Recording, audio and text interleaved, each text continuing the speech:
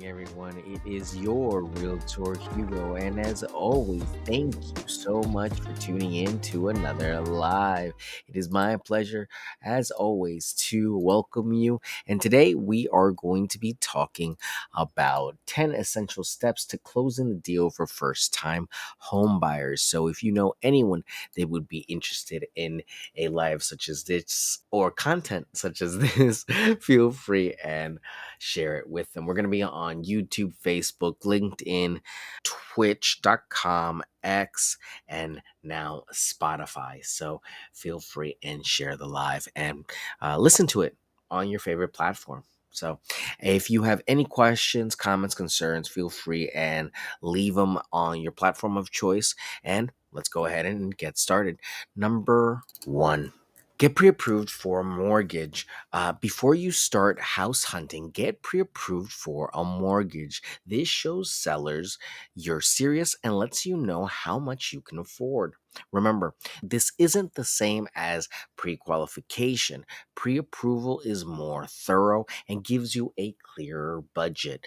So, the primary thing to understand, and this is probably far before the closing, is getting pre approved. We always talk about how important it is to get pre approved and making sure that your pre approval is up to date. Because if it's not, then you're running the risk of getting into a contract for a property you might not be able to immediately afford. So it could be a little bit tricky. So know your budget and show sellers you mean business by getting pre-approved for a mortgage first. Number two, find a trustworthy real estate agent. A good real estate agent is your guide through the home buying process. Look for someone who knows your area well and has good reviews. They can help you find the right home, negotiate the price, and handle the paperwork. So that can make the difference between making the experience pleasant and smooth, comfortable transaction to something that can be drama filled, chaotic, and hectic. No one wants something like that. So make sure to do your due diligence and find a real estate agent you trust. They will be your home buying best friend. So make sure that you know your realtor and your realtor knows you. Like we talked about yesterday, a good realtor should be able to listen to you and work in your best interest. Number three, start house hunting. Now, the fun part, house hunting. Make a list of must haves and nice to haves for your new home. Be patient and don't be afraid to see lots of houses until you find the right one.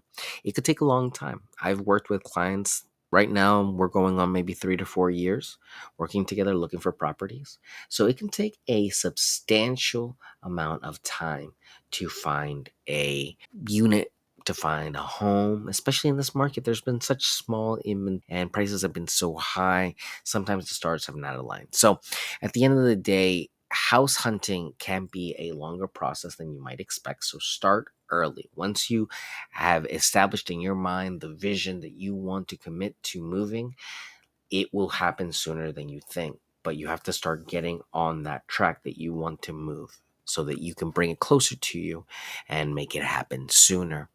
Let the house hunting begin and know what you want, but keep an open mind because, especially in a market that might be better, it might be best to be flexible. Again, don't buy something that you feel pressured into buying just because of the sake of buying. Do your research, but stick to your guns for the must haves, the things that you need to have, things that are really non negotiables. That's why it's so important to know them in the beginning.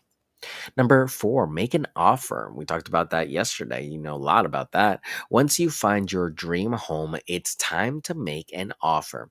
Your agent will help you decide on a fair price based on comparable homes in the area. Be prepared for some back and forth negotiation. It's common. Don't get up in arms about them trying to haggle you on price. Remember, this is a property that someone might be the last one they might be selling. It could be the last little bit of real estate that they have before they retire. So, wouldn't you want to get the most for your property if you were in that situation? You have to be conscious and compassionate of that, because on the other side of these transactions, we do have people. And you can't forget that. No matter how much business is just business, you have to remember that people are people. And people have motivations for why they buy, sell, and lease real estate, especially when they've been doing it for hundreds of years. Number five, get a home inspection. A home inspection is crucial to ensure there are no hidden problems with your home. Hire a professional inspector to check the property. If they find issues, you can negotiate repairs or a lower price. But remember, like we talked yesterday, you have to have those contingencies in place. You can't just turn around to your realtor and be like, hey, Hugo, I want to just negotiate all this stuff all of a sudden. No. We can ask. Honestly, in all fairness, we can ask. But 9 times out of 10, most people are going to be like, no. So it's just, you have to be serious when it comes to real estate. People don't have time to waste, and we don't want to waste your time either. So, getting a home inspection to uncover any hidden issues is important, and focus on the safety issues first and foremost. Things that are in the walkways, byways, outside, inside, that might impede the property from being safe to inhabit or to use. So, water, electrical, all these big systems, make sure that it's safe to habit. Number six, secure your financing. Once your offer is accepted, it's time to finalize your mortgage. Provide all necessary documents to your lender. Lock in your interest rate. This process can take a few weeks, so stay in touch with your lender and don't be shy when they ask you to reach out and supply them with paperwork. Do not hesitate to reach out and supply them with that paperwork. Try to get it to them as soon as possible. And please, this kind of goes without saying, don't forge any documents. It's truly baffling to me how many people try to mix up documents or forge documents with colleagues or coworkers or friends. Inevitably and eventually, it will all come to the light. So make sure that you're just being honest and transparent about your situation. Give verifiable pay stubs and tax information, and I don't think there would be too much of a problem qualifying you for a proper loan. So, secure your financing, and locking in the interest rate can really save you a lot of money, especially when interest rates might go up, might go down. It can make a difference. So, know what it's going to take. Number seven, review and sign the closing documents. Before the closing date, review the documents with your agent and lender. The CD, the closing documents, are going to be estimated in the beginning, and then they're going to be tightened up and more specific towards the end. Make sure you understand everything you're signing. This includes the mortgage agreement, title, and other legal papers that will actually be at the closing. But the closing disclosure basically outlines everything that is going to be on the buy side, on the sale side, the agents, the lenders, and the title company. So review it. Make sure that if you have any questions, you ask, because after you sign it, you really can't go back without a lawyer to uncover this thing. You just can't just make a note and try to get it fixed like that. You probably would have to take some sort of legal action. So we want to make sure we address these things before they become problems. Remember. Number eight, do a final walkthrough of the property a day or two before closing. Ensure that everything is in order and any agreed upon repairs have been made. This is your last chance to check the home before it becomes yours. And you want to make sure that everyone is in their proper place, is what I was meaning to say. You want to actually go to your walkthrough, look at the property, accept the property. If there's something wrong with it, let someone know, and don't close on that property. I know it could get very dicey and very scary, but if there's stuff pending on that property, you can't close because it's very difficult to close and then have people come back to do that work after the close. It really, you want to get it all done either monetarily or before the contract is closed. Because remember, once papers are signed, people get very reluctant to finish off their jobs. And that's what we don't need. We need this done properly. So, doing a final walkthrough is a very easy way to protect yourself from any unexpected surprises, just to make sure everything's right. Number 9, close the deal. On closing day, you'll sign all the final documents, pay any remaining costs, and get the keys to your new home. Congratulations, you are a new homeowner. And that is what this was all about. It truly sounds simple, right? It is. It's just take some time, take some faith, take some trust, and take some proactive movement on your part. It might take years for you to develop a security deposit. It could take a couple of months.